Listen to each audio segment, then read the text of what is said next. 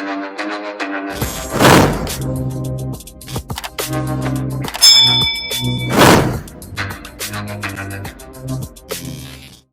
je disais tantôt bonsoir à toutes et à tous d'avoir répondu présent à cet événement. Je vous remercie. C'est vrai que l'on aurait normalement dû organiser ce genre d'événement à Grand Dakar. J'aurais bien voulu. Mais je ne peux en tout cas entamer mon propos sans remercier la population de Grand Dakar, certainement. Mais également en n'oubliant certainement pas de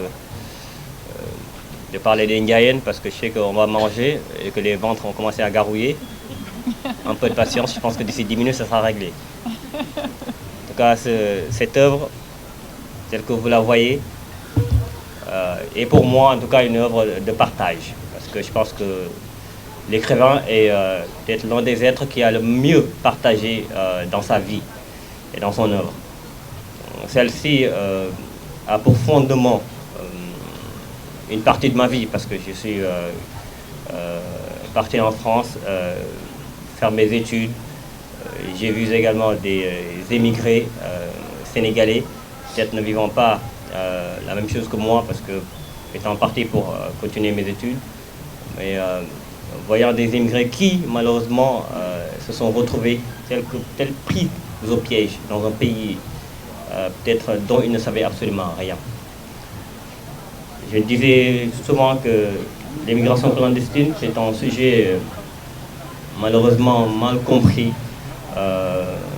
par ces acteurs, ou peut-être un fléau qui ne cesse de perdurer, parce que ces gens-là qui la considèrent en tout cas comme une chance pour réussir, c'est parce qu'au fond, ils ne savent pas ce qu'est l'immigration clandestine. Je disais souvent également que dans la vie, à partir du moment où on sait où mettre les pieds, à partir du moment où l'on a des connaissances, cela nous évite de faire certaines erreurs. Peut-être que c'est l'une des pistes de réflexion, ou en tout cas qui tendront à apporter des solutions face à l'immigration clandestine, l'éducation.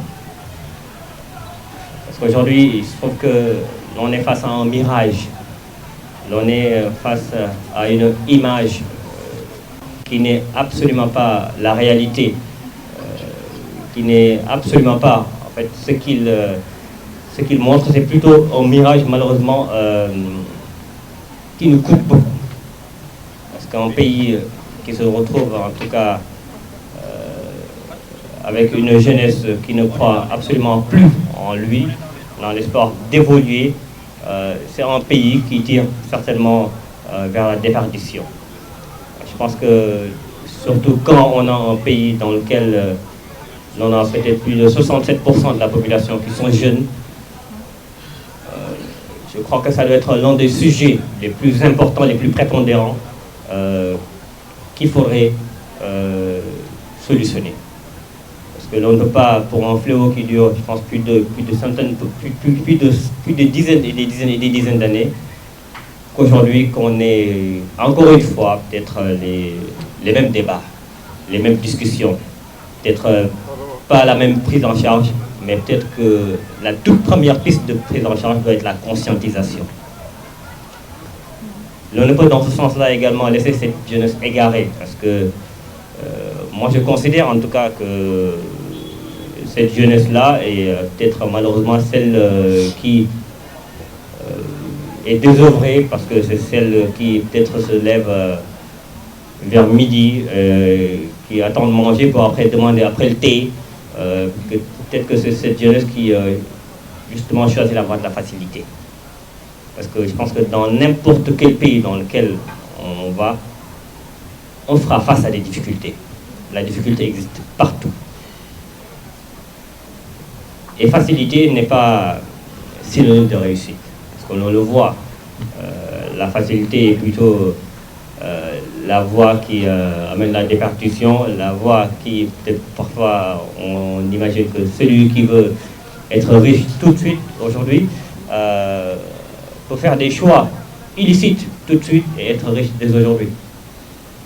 Mais que c'est peut-être le fondement même de l'effort, cette culture du travail, cette foi en l'effort qui nous construit davantage et qui nous met face à nos erreurs et qui, à la fin, nous apprend beaucoup.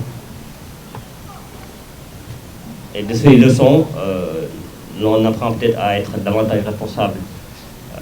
On apprend peut-être à bénéficier de davantage d'expérience. Moi, en tant que peut-être ancien étudiant immigré, pour savoir que ce n'est absolument pas facile parce que dès l'instant où on met les pieds en France ou en tout cas dans n'importe quel pays européen, c'est fini. Hein. Amadou, lève-toi, viens, on va manger. Hein. Amadou, lève-toi, il est l'heure de prier. Ou lève-toi, viens, on va aller voir tel ou tel oncle ou tante. Vous êtes responsabilisé. Absolument. Tout ce qui vous tombe, en tout cas, dessus, vous devez le gérer personnellement parce que vous ne pourrez pas prendre votre téléphone, appeler votre papa ou maman pour se plaindre de telle ou telle situation. C'est la raison pour laquelle je disais que déjà, c'est déjà une responsabilité. Apprenons à être responsables. Cette jeunesse doit l'apprendre. Elle ne peut l'apprendre que face aux défis, que face aux difficultés.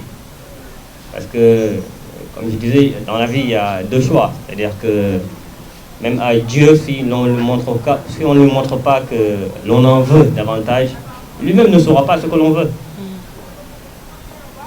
Donc, peut-être que je vais évoquer un peu la discussion que j'avais eue avec mon cher oncle Mohamed Boun Abdallah le jour où on était dans son bureau.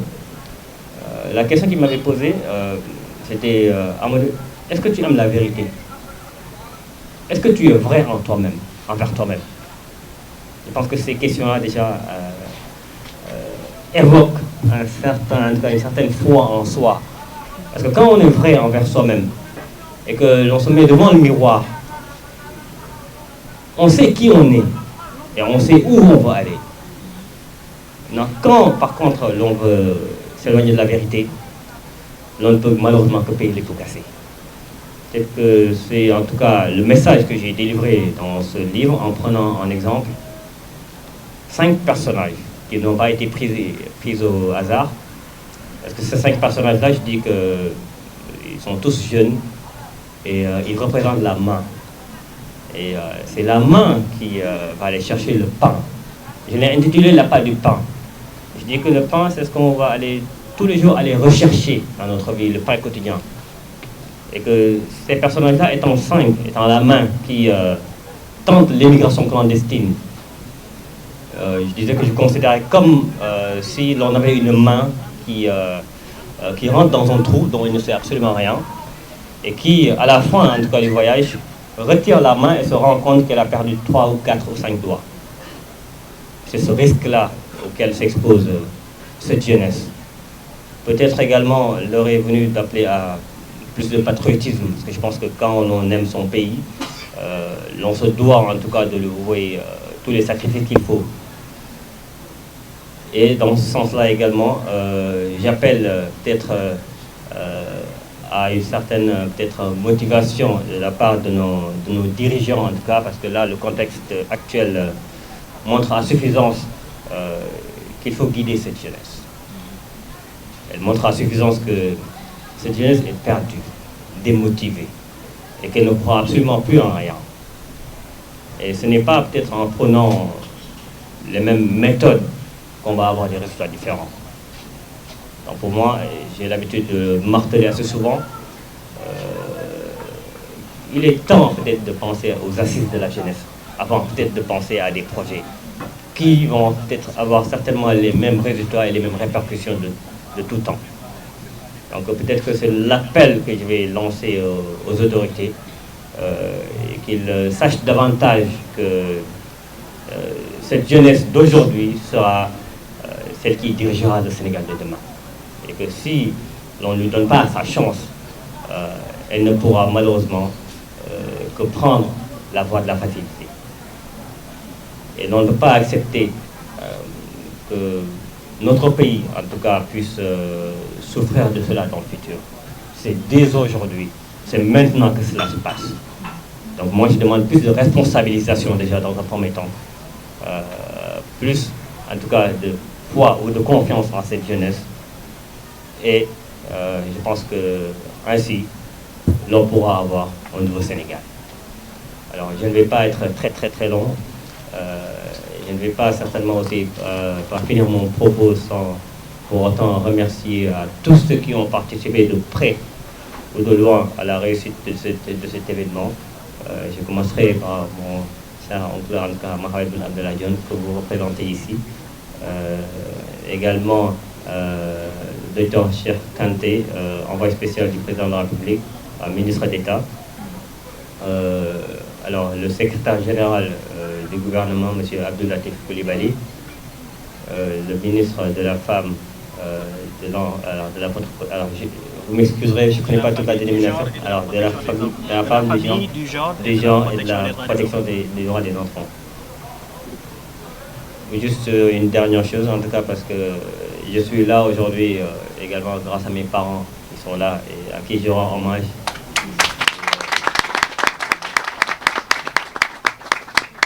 J'ai l'habitude de marteler, en tout cas dans ma tête, dans mon subconscient, que j'ai la meilleure mère, en tout cas, du monde. Et que certainement, je lui dirais juste une chose, en tout cas. Il y a des marques, des marques. Quant à notre père Le Gaulle, déjà, vous comprendrez que déjà avec le nom, ça sera compliqué avec marque. Donc, on essaiera en tout cas de faire le nécessaire. Alors, merci à vous et un grand merci en tout cas.